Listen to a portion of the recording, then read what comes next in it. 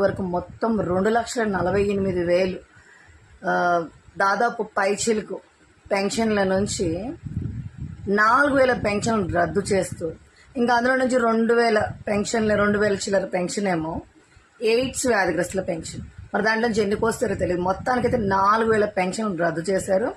And election మూలంగానో ఏమో మరి ఏం ప్రాబ్లం వచ్చిందో జగన్మోహన్ రెడ్డి గారికి తెలియదు, కానీ బ్యాంకులో వేయించారు. వృద్ధులు వెళ్ళి బ్యాంకుల దగ్గర నిలబడితే బ్యాంకు వాళ్ళు ఏమో చిరాకు పడడం, సర్వీస్ సెంటర్కి వెళ్ళి తీసుకోండి అనడం. సర్వీస్ సెంటర్కి వెళితేనేమో వాళ్ళు 100 రూపాయలు కోసేసి 2,900 వాళ్ళ చేతిలో పెట్టడం జరుగుతుంది.